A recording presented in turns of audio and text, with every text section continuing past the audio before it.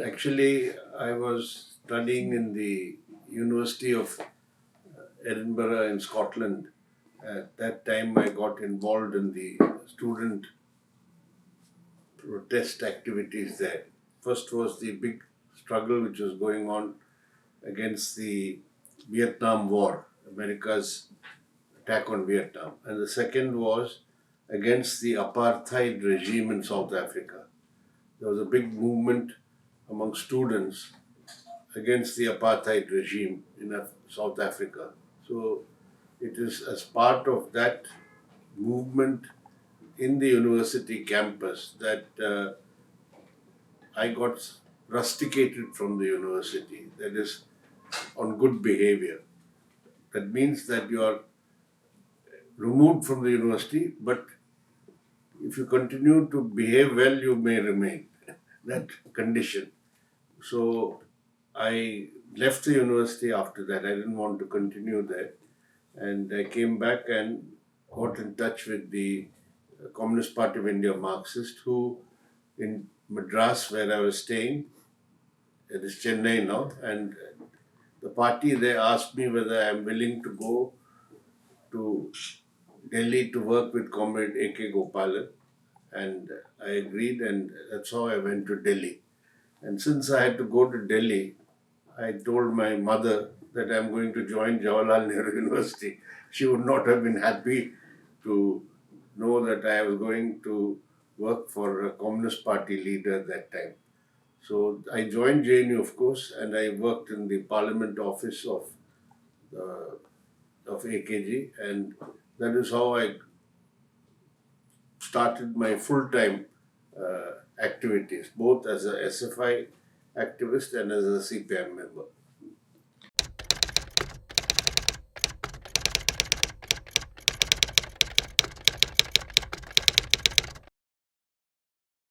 Well, it is a supreme irony that the rulers in India who are now presiding over the celebrations for the 75th anniversary of independence.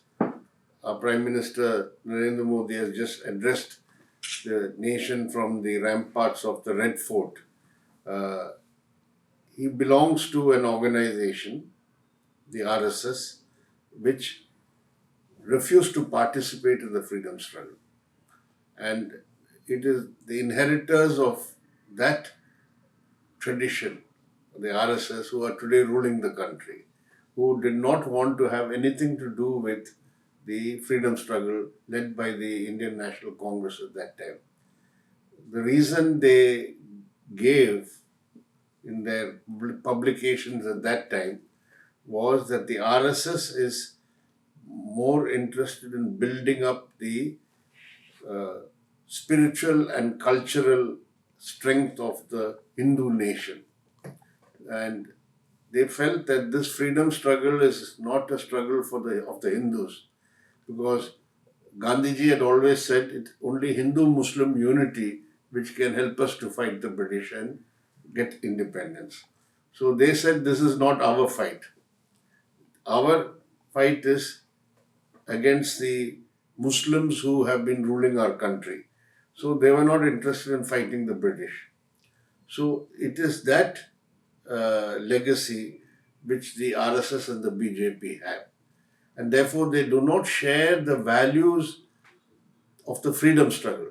The freedom struggle said we are all Indians, we are all going to be citizens of an independent country, so let us all unite irrespective of religion, caste, creed, language, etc.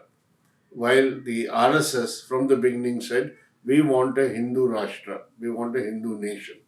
So the Constitution of India, which was framed in 1949 and adopted formally in 1950, January 26th, embodies those values of the freedom struggle, which is all inclusive. That is secularism, that every citizen, irrespective of religion and caste, is treated equal as citizens of India in the Constitution. And this Constitution upholds a democratic system of government, that is the parliamentary system of government. So these were things which the RSS did not believe in. And that is why, even on the question of the tricolor, the national flag, the RSS said this is not our flag. They used to hoist only the Bhagwa, the saffron flag, till the Vajpayee government. Only after Vajpayee became the Prime Minister did the RSS start accepting the national flag. So here is a force which is now controlling the state, the levers of the state, who do not believe in the basic principles enshrined in the constitution, which is secularism, democracy, and federalism. So that is the challenge that we are facing today.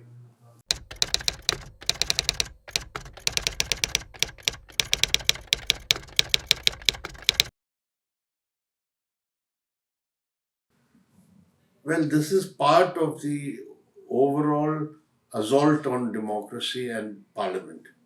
Because we have parliamentary democratic system, uh, we are seeing how parliament is being denigrated nowadays. Only during this last session of parliament, we saw 27 opposition members of parliament being suspended. This is becoming a common occurrence now. Uh, if MPs want to raise matters, speak out on any issue, they are not allowed to. If they insist, then they are disciplinary action is taken against them. This is one aspect of the uh, attack on parliamentary democracy. But there is a wider attack on democracy as a whole. You see that restrictions on parliament, saying you cannot use certain words, say any criticism of the government, means that there is the parliament is becoming a part of the government executive. It is not going to have any independent role in our system. But that's the authoritarian setup that is being put in place in India. Uh, the judiciary is also under pressure. Uh, they are not allowed to take independent decisions. The bureaucracy, of course, always has been part of the government. So there is an authoritarian uh, setup being instituted under the BJP rule.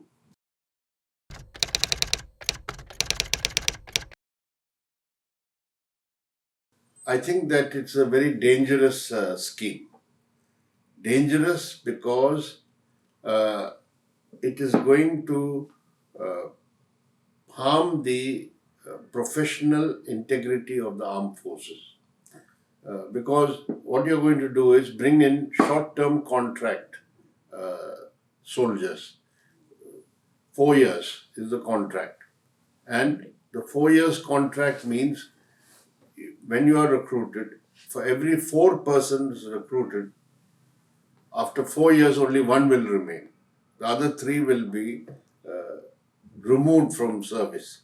So by the time a young man, say at the age of 20, joins the army under the Agnipath recruitment scheme, by 24, by the time he's 24 years old, he'll be out on the streets. And whatever assurances they gave that they will be absorbed in the police or in other government departments, we know this is not going to happen. We know the fate of ex-servicemen all over the country. So what is going to happen is there is going to be a large number of soldiers, ex-soldiers, who will be out in the streets, who can then be recruited by the Hindutva organizations. Out of frustration, they will go to the uh, Hindutva outfits, because they will be the only ones who will be able to uh, cater to their frustration. So you can have the development of private militia groups, trained ex-soldiers who will be recruited into various private militia groups. So this is very bad for the country and very bad for the armed forces also.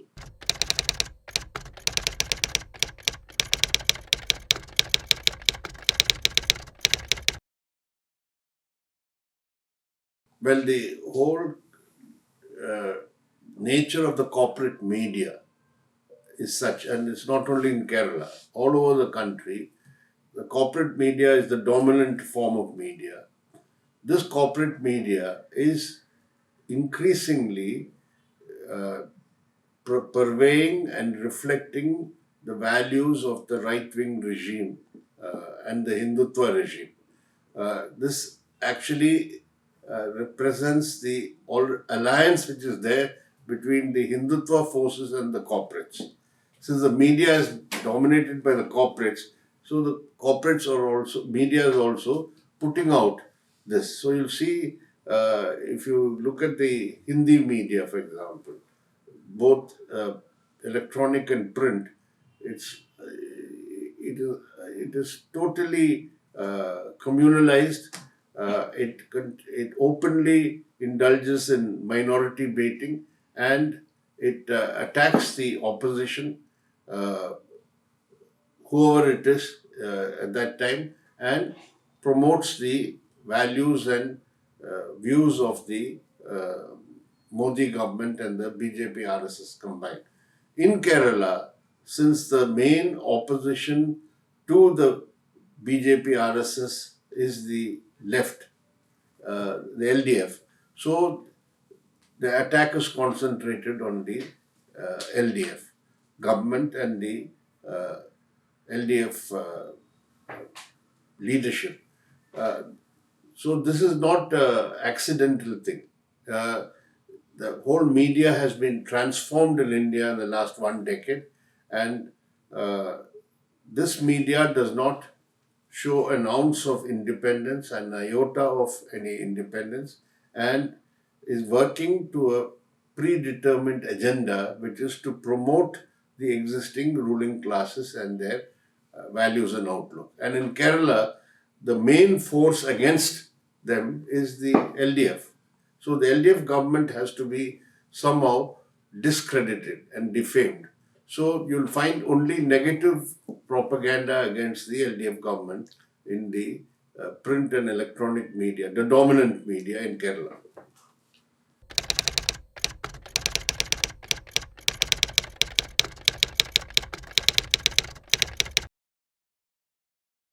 Well, it has become clear in the last, particularly 3 years since the last Lok Sabha election, that the Congress is a rapidly declining force in national politics. This is because it is unable to withstand the Hindutva offensive of the BJP and the RSS. So, because it cannot stand up to that offensive, we are finding two types of reactions. One is a section of the Congress has succumbed already to the Hindutva offensive. They try to adjust to the Hindutva, new Hindutva ideology and hegemony they think has already been established in society. So you will find that in some of the states, important leaders of the Congress, when they talk, you will find it not very different from what the BJP leaders say. You see, you go to Madhya Pradesh, you go to Himachal Pradesh, where the BJP ruled states are there, you will find that Gujarat, the language they speak today is not very different from what the BJP speaks. In fact, they think we should try to outdo the BJP. You see, they are better Ram Bhaks in Madhya Pradesh. Kamal Nath, the former chief minister, he organized Hanuman Chalisa readings in the Congress party offices the day the Hanuman Jayanti was observed. So they tried to compete with them, but it end up only strengthening the BJP and the RSS further. This is one trend. The other trend is that lack of any ideological conviction. Then they find that there's no future in the Congress, so we might as well go to the BJP. There we'll get some position, we can get elected as MLAs or MPs or ministers. So both these trends are operating, unfortunately, because in many of these states, it is the Congress which is the main opposition to the BJP. So, in one sense, the collapse or decline of the Congress has only strengthened the BJP. But in Kerala, the situation is different. Here's one state where the Congress has not collapsed, like in many other places. It is still there. It's one of the few states where the Congress still has organization and some influence. After all, out of the 44 MPs in Parliament, the Congress got elected last time. I think 15, 16 came from Kerala alone. So here, the Congress party thinks only by targeting the CPIM and the LDF can we survive and grow, and fighting the BJP is a secondary aim for them. And more often, because they make the CPIM and the LDF their main target, willy-nilly they end up combining with the BJP or joining hands with the BJP to target the LDF. So the politics in Kerala is totally different from the politics they are trying to pursue at the All India level.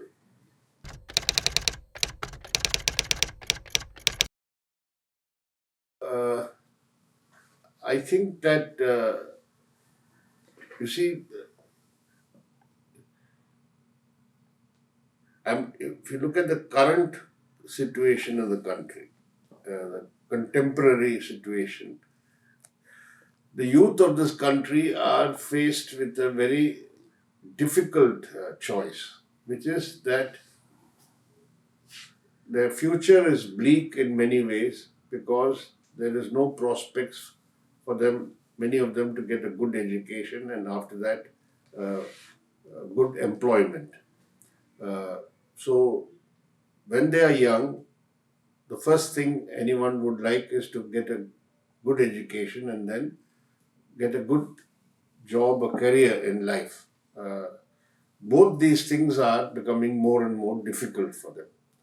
So in such a situation, the alternative before them, it is not actually depoliticization that is the problem, but they are getting politicized in the wrong way. If you go to many parts of India, unlike in Kerala where the left and democratic movement is strong, you will find that the youth are being attracted to organizations like the Bajrang or the Hindu Yuvadhara.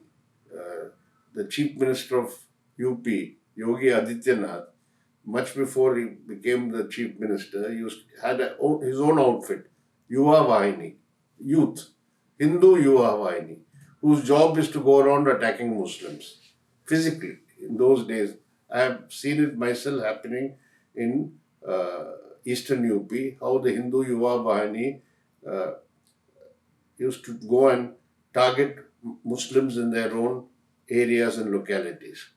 So what is happening is a section of the youth who are frustrated, demoralized by the existing system, they are being drawn into right-wing reactionary politics and movement. So it is not a question of depoliticization. It is a politicization in a wrong way, you see, or a bad way. So this is one danger. And in other places, youth are being drawn into what I may call divisive movements, either based on region or ethnic. You go to Northeast, you will find the youth are attracted by ethnic movements, saying whether it's tribal ethnic movement or any other type of ethnic movement, they go there because they said, we are fighting for you, our community, our rights, against somebody else. Always there's an enemy. So it's not just fighting for your rights, fighting for our rights against somebody else. So this sort of disruptive, divisive forces are growing. So that is why I said there's a difficult choice for the youth. One is, this is the easy way. The frustration is let out through joining such organizations. Or there is the more difficult task of their getting organized to fight against a system which oppresses all youth, irrespective of caste, religion, community, and then working to become part of a collective or common movement which is fighting to change the entire socio-economic system. So, so what I think is that uh, it is not the, you can't blame the youth of the country, because in many parts of the country they do not get the opportunity, they do not have the chance to become part of a democratic movement. You see, because of the weakness of the left and democratic forces in many places, we are not able to reach out to them. They are not able to come into contact with the any left or democratic organization. So, in the coming days, I think the more the left organizations and the democratic mass organizations can reach out to the youth, you will find they will respond to that. They will be able to, if you give the correct slogans, you approach them with the correct programs and approaches, I'm sure that more and more youth will come forward to join into this wider movement than join narrow sectarian organizations. I'm talking about Manipur, I'm talking about Nagaland, I'm talking about parts of Assam, I'm talking about Mizoram, etc., where the first thing is there is an identity politics at work based on tribe, based on ethnic community, based on linguistic identity or a regional identity. So the appeal of identity politics is what attracts them. Uh, where they say that you all belong to this community, you are being oppressed because you belong to this community. There's some other community prospering at your expense. So turn it against them. And your own identity, on that basis, you try to separate. You never try to find common ground with other sections. This trend has been there not now, newly. It has been there for a long time in the Northeast. But I'm just pointing out that youth go there. It's not that the youth don't participate or depoliticize. They get appeal, they join these movements or groups or platforms. But that sort of thing is happening elsewhere on other bases. Uh, Youth are being attracted, there's no doubt that uh, in many parts of North India, uh, the youth are going towards communal politics. They are attracted by these organizations. You see, uh, the, the Bajrang Dal attracts youth. The name Bajrang Dal is only meant for the youth. They don't have old people in the Bajrang Dal. You see. They're only young people. So what I'm saying is that uh, unless there is a concerted effort for the left and democratic mass organizations and parties to go amongst these youth, and I said with the correct slogans, not slogans which do not appeal to the youth. According to the contemporary situation, you must be able to raise the slogans and demands which are relevant to them, which appeal to them.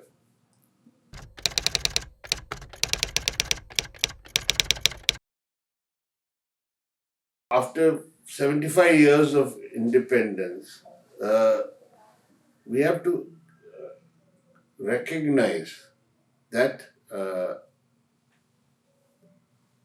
that what we are faced with is a fundamental challenge to what we wanted India to be at the time of independence. What people wanted India to be in 1947 and what India has becoming now in 2022 is difference between the sky and the earth. You see, vast gap is there now. So you have to be able to uh, inspire the youth to fight for an India which was in the dreams of the youth at the time of independence. You see, they're still relevant. So how do you do that? You have to inspire them to fight, just like the youth, the large numbers join the fight for independence. Uh, Similarly, at this juncture, we are faced with that building such a mighty mass movement. And I'm confident it is possible because if you look at critical junctures of the uh, our country's history in the last 75 years, I gave just one example of the emergency. You see, it was only lasted 20 months, but uh, for an organization like the SFI, it was a thing we faced. We didn't know such an attack would come, but we found that we could get the students to fight, to take up this thing. So that is why I think that in the coming days, we'll be able to uh, rekindle and relaunch a powerful mass movement involving students and youth also in the fight for democracy, in the fight for secularism, and with our ultimate goal being social transformation, which is socialism. I think that we will be able to kindle that spirit again.